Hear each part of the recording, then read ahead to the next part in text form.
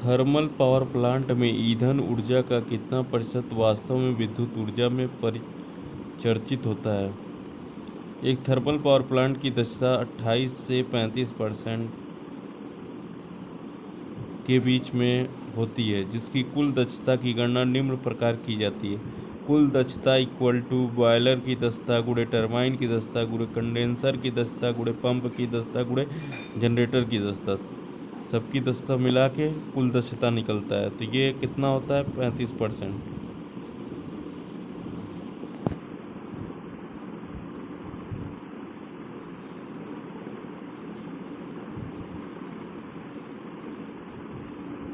निम्नलिखित में से पावर प्लांट में यूरेनियम, थोरियम और प्लूटोनियम जैसे ईंधन का उपयोग किया जाता है। तो याद रखिएगा, न्यूक्लियर पावर प्लांट में इन सारे ईंधन का यूज होता है। ईंधन मतलब फ्यूल।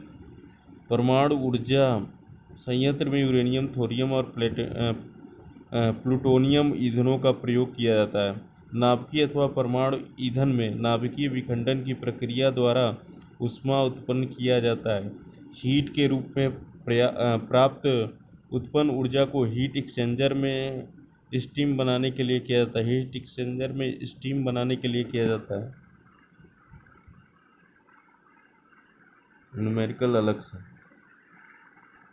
न्यूक्लियर पावर प्लांट में मॉडरेटर का प्रयोग क्यों किया जाता है? देखिए, मॉडरेटर क्या करेगा? न्यूट्रॉनों की गति को धीमा कर देता है। स्लो डाउन फास्ट न्यूट्रॉन, तेज न्यूट्रॉनों को धीमा करने के लिए इसका यूज किया जाता है। किसका? मॉडरेटर का। न्यूक्लियर पावर प्लांट में मॉडरेटर का प्रयोग तेज न्यूट्रॉन को धीमा करने के लिए किया जाता है। इसके लिए भारी जल डीटीओ और ग्रेफाइट प्रयोग में लाते हैं।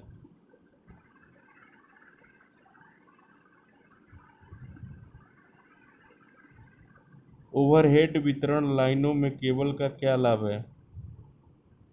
Can be use in congested area, भीड़ भाड़ वाले इलाकों में प्रयोग किया जा सकता है। ओवरहेड वितरण लाइनों में केबल को भीड़ भाड़ वाले इलाके में प्रयोग किया जाता है। केबल पूर्ण रूप से इंसुलेटेड होता है। पावर स्टेशन का कार्य है जनरेट इलेक्ट्रिसिटी, विद्युत का उत्पादन करना। पावर स्टेशन का कार्य विद्युत का उत्पादन करना है। जहाँ पर विद्युत का उत्पादन किया जाता है वहाँ पर स्टेप अप ट्रांसफार्मर का यूज होता है, याद रखिएगा, जिसे जनरेटिंग वोल्टेज को ट्रांसफार्मर की सहायता से हाई वोल्टेज कर दिया जाता है, जिसके बाद विद्युत का संरक्षण। जनरेटिंग वोल्टेज कितना होता है? 11 kV और 33 kV, 11 kV या 33 kV का। और ट्रांसफार्मर की सहायता से इसको 220 kV का बनाया जाता है। 400 kV का, 800 kV का में बदल दिया जाता है ट्रांसफार्मर की सहायता से। तापीय उत्पादन प्लांट जनरेटिंग स्टेशन में वाष्प टरबाइन, स्टीम टरबाइन का कार्य क्या है? स्टीम टरबाइन का कार्य क्या है? ऊष्मा ऊर्जा को यांत्रिक ऊर्जा में बदलता है। थर्मल एनर्जी को मैकेनिकल एनर्जी में बदलता है। कौन? Steam turbine. अब देखिए, तापीय उत्पादन प्लांट में वाष्प टरबाइन का कार्य थर्मल एनर्जी को यांत्रिक ऊर्जा में बदलना है, यानी मैकेनिकल एनर्जी में बदलना। इस विधि में पत्थर का कोयला अथवा किसी अन्य ईंधन के दहन से ऊष्मा उत्पन्न की जाती है। इस ऊष्मा से जल की वाष्प तैयार की जाती है, जिसे एक वाष्प टरबाइन चलाई जाती है। यह टरबाइन अल्टरनेटर को यांत्रिक ऊर्जा प्रदान करता है और अल्टरनेटर विद्युत ऊर्जा पैदा करता है। निम्नलिखित में से किस उत्पादन प्लांट का धावी खर्च, रनिंग कॉस्ट सबसे कम है? हाइड्रो इलेक्ट्रिक, याद रखिएगा, 3 बार ये रिपीट कर चुका है। हाइड्रो इलेक्ट्रिक उत्पादन प्लांट का रनिंग कॉस्ट सबसे कम 0 होता है। जनन केंद्र अंत संयोजित होता है। The generating station are interconnected to ensure reliability of supply, आपूर्ति की विश्वसनीयता सुनिश्चित करने हेतु उत्पादन केंद्र में प्रदान की गई सुरक्षित विश्वसनीयता के लिए इंटरकनेक्टेड किया जाता है। डीजल जनरेटर सेट में उपयोग होने वाले लुब्रिकेंट तेलों का एसएजी नंबर क्या प्रदर्शित करता है? श्यानता, विस्कोसिटी। डीजल जनरेटर सेट में उपयोग होने वाले लुब्रिकेंट तेलों का एसएजी नंबर श्यानता प्रदर्शित करता है। डीजल जनरेटिंग सेट में उपयोग होने वाला लुब्रिकेंट तेलों का एसएजी नंबर श्यानता प्रदर्शित करता है। एक जनरेटिंग प्लांट में लोड फैक्टर किसके अनुपात के रूप में परिभाषित किया जाता है? देखिए यहाँ भी फिर पूछा है लोड फैक्टर। तो देखिए average load upon maximum demand, औसत मांग अपॉन अधिकतम मांग। ठीक है, ये क्वेश्चन 4-5 बार हो गया। Load factor average load upon maximum load. Load factor का मान सदैव से कम होता है, याद रखिएगा। ऊर्जा के नवीकरणीय रिन्यूएबल रिसोर्स ऑफ एनर्जी स्रोत में निम्नलिखित संसाधन सम्मिलित नहीं है। देखिए सोलर एनर्जी है, विंड एनर्जी भी है, बायोमास गैस एनर्जी भी है, लेकिन न्यूक्लियर एनर्जी नहीं होगा। ठीक है, ऊर्जा के नवीनीकरण स्रोत में न्यूक्लियर एनर्जी का संसाधन सम्मिलित नहीं है। किसी अवधि के लोड फैक्टर होता है, load factor during the period, किसी अवधि के दौरान लोड फैक्टर होता है average load upon maximum load, average load upon maximum demand होगा। सॉरी, अब देखिए औसत लोड अधिकतम load, average load upon maximum demand होना चाहिए। अधिकतम लोड, औसत लोड, यह लोड हमेशा एक से कम होगा। ठीक है, तो ये थोड़ा डिफिनीशन, थोड़ा फार्मूला देखिए, average load upon maximum load, और कहीं एवरेज लोड अपॉन इंस्टॉल ये होगा नहीं, मैक्सिमम लोड यही होगा, मैक्सिमम चांसेस बी ही होगा। ठीक है, क्योंकि थोड़ा यहाँ कुछ अलग लिख दिया है।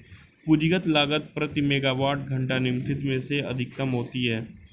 देखिए न्यूक्लियर पावर प्लांट का पूंजी लागत प्रति मेगावाट घंटा न्यूक्लियर पावर प्लांट में अधिक होती है तथा सबसे कम पूंजी लागत हाइड्रो इलेक्ट्रिक पावर प्लांट की होती है। सौर ऊर्जा का सिद्धांत किस पर आधारित है? फोटोवोल्टाइक प्रभाव, फोटोवोल्टाइक इफेक्ट। सौर ऊर्जा का कार्य सिद्धांत फोटोवोल्टाइक प्रभाव पर कार्य करता है, जिसके अनुसार जब सौर ऊर्जा किसी निश्चित पदार्थ से टकराती है तो विद्युत ऊर्जा उत्पन्न होती है। सोलर सेल विभिन्न पदार्थों के बनाए जाते हैं, परंतु सोलर सेल बनाने में मुख्य रूप से सिलिकॉन प्रयुक्त होता है, क्योंकि सिलिकॉन की दक्षता अधिक होती है तथा ये सस्ते भी होते हैं। निम्नलिखित में कौन सा गैर परंपरागत ऊर्जा संसाधनों का एक उदाहरण है? पवन। परंपरागत स्रोत और गैर परंपरागत स्रोत क्या होता है? देखिए परंपरागत, आने वाले समय में जिसके समाप्त होने की शंका हो वह परंपरागत स्रोत है, यह लगातार प्रकृति में बना रहेगा। गैर परंपरागत स्रोत, परंपरागत स्रोत कोयला, डीजल, पेट्रोल। गैर परंपरागत स्रोत पवन ऊर्जा, सोलर ऊर्जा। परंपरागत स्रोत यह लगातार प्राप्त किए जा सकते हैं। गैर परंपरागत स्रोत यह लगातार प्राप्त नहीं किया जा सकता है। परंपरागत स्रोत इन्हें परंपरागत ऊर्जा के स्रोत कहते हैं, इन्हें अपरंपरागत स्रोत कहते हैं। किसी भी यंत्र का पावर लाइनों से न्यूनतम कितनी दूरी पर रखा जाना चाहिए? 10 फीट। किसी भी यंत्र का पावर लाइनों से न्यूनतम दूरी 10 फीट रखा जाना चाहिए।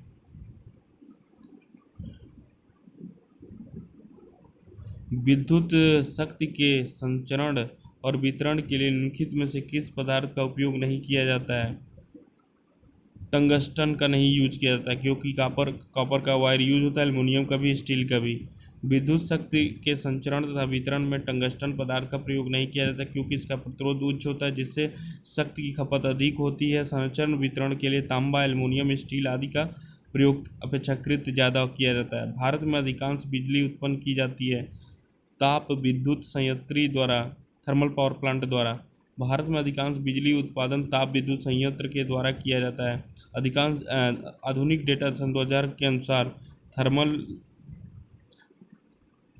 57%, hydro 14.4%, wind 10%, gas 7.2%, solar 0.6%। High head तथा निम्न बहाव के लिए वाटर टरबाइन का उपयोग किया जाता है। देखिए हाई हेड जब बोलेगा तो पेल्टन व्हील, और लो हेड बोलेगा कपलान टरबाइन, मीडियम हेड बोलेगा फ्रांसीसी। High head and low discharge के लिए पेल्टन व्हील वाटर टरबाइन का प्रयोग किया जाता है। यह 300 मीटर से ऊपर के लिए प्रयोग किया जाता है। कप्लान टरबाइन का प्रयोग लो हेड 30 मीटर तक के लिए किया जाता है। कप्लान, देखिए के होगा, ये कैप्लान लिखा है। फ्रांसीसी टरबाइन का प्रयोग मीडियम हेड 30 से 70 तक के लिए प्रयोग किया जाता है। निम्न में से प्रथम आदेश प्रणाली का चुनाव किया जाता है। Peak out of the first order system from among the following. तो देखिए, mercury in the glass thermometer kept in boiling water. Glass thermometer में मरकरी को उबलते पानी में रखा जाता है।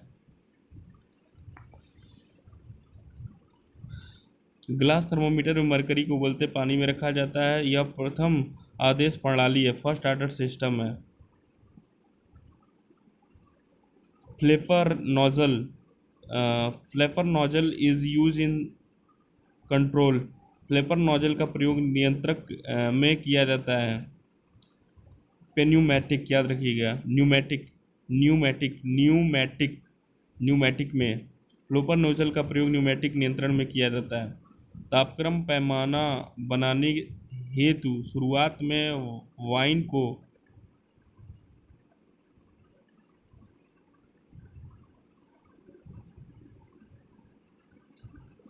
को थर्मामीटर द्रव्य के रूप में प्रयोग किया जाता था। बनाया हुआ पहला प्रायोगिक पैमाना था फॉरेनहाइट, याद रखिएगा। तापक्रम बनाने हेतु शुरुआत में वाइन को थर्मामीटर द्रव्य के रूप में प्रयोग किया जाता था। बनाया हुआ पहला प्रायोगिक एम्पिरिकल पैमाना फॉरेनहाइट पैमाना है। निम्न में से क्या पानी का ट्रिपल बिंदु नहीं है? 32 डिग्री आर। देखिए, 32 डिग्री पानी का ट्रिपल बिंदु नहीं है, लेकिन 492 डिग्री आर, 273 केल्विन और 32 फॉरेनहाइट पानी का ट्रिपल बिंदु है। आमतौर पर निम्नलिखित में से किस वितरण प्रणाली का प्रयोग नहीं किया जाता है? Single phase 4 wire distribution system का प्रयोग नहीं किया जाता है। 4 वायर सिंगल क्योंकि डिस्ट्रीब्यूशन सिस्टम के लिए प्रयोग किया जा सकता है R phase, Y phase, B phase and neutral, G ground wire. 3 phase system के लिए 3 फेज 3 वायर या 3 फेज 4 वायर का प्रयोग होता है। 1 फेज सिस्टम के लिए 1 फेज 2 वायर, 1 फेज 3 वायर का प्रयोग होता है। प्रोत्कर्षों के मामले में निम्नलिखित में कौन सी युक्ति सप्लाई को रोक देती है? Which of the following device automatically interrupted the supply of the event of surges? Circuit breaker, परिपथ वियोजक। उत्कर्षों के मामले में निम्नलिखित में से परिपथ वियोजक सप्लाई को रोक देती है। प्रकाश ऊर्जा को विद्युत ऊर्जा में परिवर्तित करने वाली युक्तियां कहलाती हैं photo electric devices. Photo electric युक्तियां, देखिए, सोलर सेल है और ये ब्लॉकिंग डायोड लगा हुआ है, फिर स्टोरेज एक बैटरी है, उसके आगे कन्वर्टर इन्वर्टर लगा हुआ है, फिर यूटिलिटी फीडर से प्राप्त वैद्युत शक्ति और अंत में लोकल लोड है।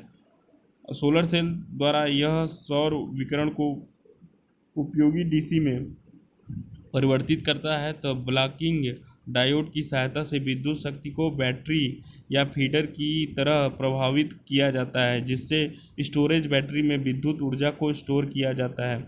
इस प्रकार प्रकाश ऊर्जा को वैद्युत ऊर्जा में परिवर्तित करने वाली फोटो इलेक्ट्रिक युक्तियाँ कहलाती हैं।